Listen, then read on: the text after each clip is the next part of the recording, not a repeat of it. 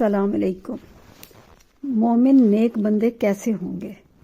ان بزرگوں کی نیک صفتیں بیان ہو رہی ہیں اور ان کے بھلے انجام کی خبر دی جا رہی ہے، جو آخرت میں جنت کے مالک بنیں گے۔ اور یہاں بھی جو نیک انجام ہیں وہ منافقوں کی طرح نہیں ہوتے کہ عہد شکنی، غداری اور بے وفائی کریں۔ یہ منافق کی خصلت ہے کہ وعدہ کر کے توڑ دے، جھگڑوں میں گالیاں بکے، باتوں میں جھوٹ بولے، امانت میں خیانت کرے، صلہ رحمی کا، رشتہ داروں سے سلوک کرنے کا، فقیر محتاج کو دینے کا، بھلی باتوں کے نبھانے کا، جو حکم اللہ نے دیا ہے اس کے عامل ہیں۔ رب کا خوف دل میں رکھتے ہوئے فرمان اللہ سمجھ کر نیکیاں کرتے ہیں، نافرمانی خدا سمجھ کر بدیاں چھوڑتے ہیں، آخرت کے حساب سے ڈرتے ہیں، اسی لیے برائیوں سے بچتے ہیں، نیکیوں کی طرف رغبت کرتے ہیں، اعتدال کا راستہ نہیں چھوڑتے، ہر حال میں اللہ کا فرمان کا لحاظ رکھتے ہیں۔ گو نفس سے حرام کاموں اور اللہ کی نافرمانیوں کی طرف جانا چاہے لیکن یہ اسے روک لیتے ہیں، اور ثواب آخرت یاد دلا کر مرضی مولائے رضا رب کے طالب ہو کر نافرمانیوں سے باز رہتے ہیں، نماز کی پوری حفاظت کرتے ہیں، رکوع سجدے کے وقت خضوع خشوع شرعی طور پر بجا لاتے ہیں، جنہیں دینے کو اللہ نے فرمایا انہیں اللہ کی دی ہوئی چیزیں دیتے رہتے ہیں، فقراء محتاج مساکین اپنے ہوں یا غیر ہوں ان کی برکتوں سے محروم نہیں رہتے، چھپے کھلے دن رات وے وقت برابر خرچ کرتے رہتے ہیں، قباحت کو احسان سے، بلائی کو برائی سے اور دشمنی کو دوستی سے ٹال دیتے ہیں، سراسر سرکشی کرے یہ نرمی کرتے ہیں، دوسرا سر چڑھے یہ سر جھکا دیتے ہیں، دوسروں کے ظلم سہ لیتے ہیں، خود نیک سلوک کرتے ہیں اور دوسرا سرکشی کرے یہ نرمی اختیار کرتے ہیں، خود نیک سلوک کرے۔ اللہ تعالیٰ کا ارشاد ہے،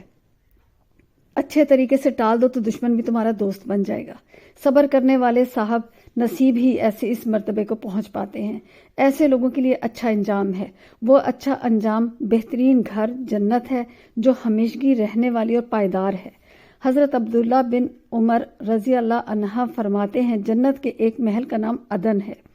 جس میں بروج اور بالا خانے ہیں، جس کے 5000 دروازے ہیں، ہر دروازے پر 5000 فرشتے ہیں، وہ محل مخصوص ہے، نبیوں اور صدیقیوں اور شہیدوں کے لیے۔ زہاق رحمت اللہ علیہ کہتے ہیں، یہ جنت کا شہر ہے جس میں انبیاء ہوں گے، شہداء ہوں گے،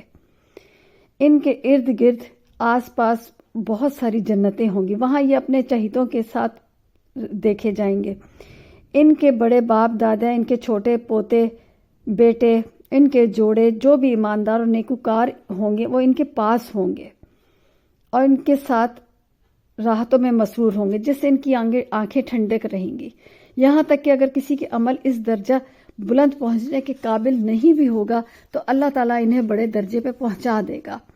اعلیٰ منزل تک پہنچا دینے میں جلدی کرے گا۔ جن ایمانداروں کی اولاد ان کی پیروی ایمان میں کرتی ہے ہم انہیں بھی اس کے ساتھ ملا دیتے ہیں، ان کے پاس مبارکباد اور سلام کے لیے ہر دروازے سے ہر وقت فرشتے آتے رہتے ہیں، یہ بھی اللہ کا انعام ہے تاکہ ہر وقت خوش رہیں اور بشارتیں سنتے رہیں، نبیوں صدیقیوں شہیدیوں کا پڑوس، فرشتوں کے سلام اور جنت الفردوس مقام۔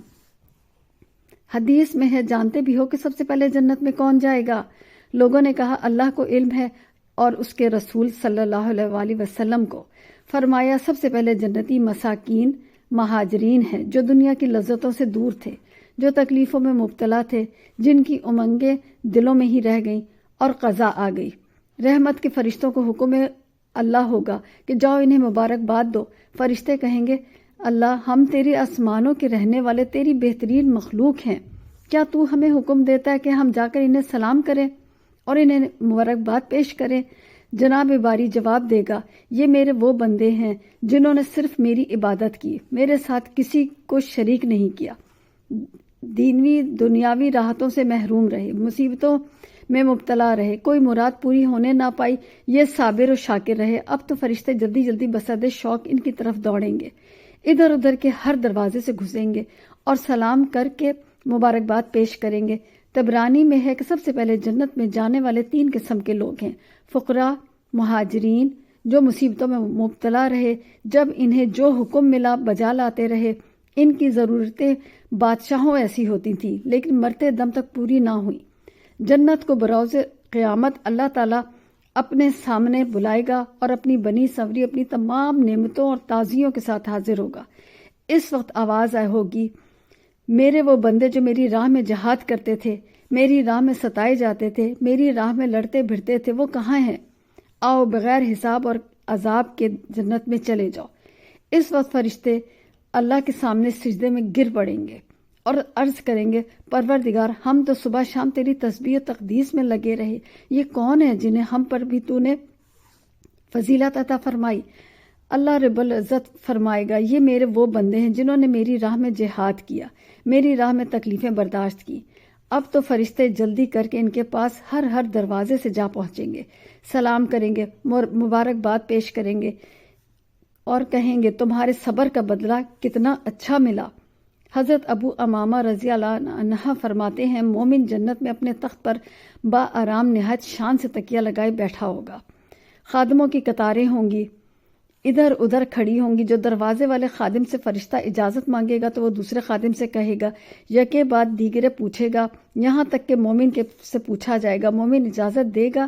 کہ اسے آنے دو، یوں ہی ایک دوسرے کو پیغام پہنچائے گا، اور آخری خادم فرشتے کو اجازت دے گا اور دروازہ کھول دے گا۔ وہ آئے گا اور سلام کرے گا اور چلا جائے گا۔ ایک روایت میں ہے، حضرت صلی اللہ علیہ وآلہ وسلم ہر سال کے آخر میں شہداء کی قبروں پر جاتے تھے، اور حضرت عمر بھی، حضرت عثمان اور حضرت ابوبکر صدیق بھی۔ سورہ رعد ترجمہ ہے، جو اللہ کے عہد و پیمان کو پورا کرتے ہیں اور قول و قرار کو توڑتے نہیں۔ اللہ نے جن چیزوں کو جوڑنے کا حکم دیا وہ اسے جوڑتے ہیں، اپنے پروردگار سے ڈرتے ہیں اور حساب کی سختی کا کھٹکا رکھتے ہیں، اپنے رب کی رضامندی کے طلب کی وجہ سے صبر کرتے ہیں، نمازوں کو برابر قائم رکھتے ہیں، اور جو کچھ ہم نے انہیں دے رکھا ہے اسے چھپے کھلے خرچ کرتے ہیں، اور برائی کو بھی بھلائی سے ٹالتے ہیں۔ انہی کے لیے عاقبت کا گھر ہے، ہمیشہ رہنے والے باغات، جہاں یہ خود جائیں گے اور ان کے باپ دادا، ان کی بیویاں، اولادیں، ان میں سے بھی جو نیک کار ہوئے۔ ان کے پاس فرشتے ہر دروازے سے آئیں گے اور کہیں گے، تم پر سلامتی ہوتی رہے۔ صبر کے بدلے کیا ہی اچھا بدلہ ہے اس گھر کا۔ اللہ ہم سب کو ہدایت دے، آمین ثم آمین۔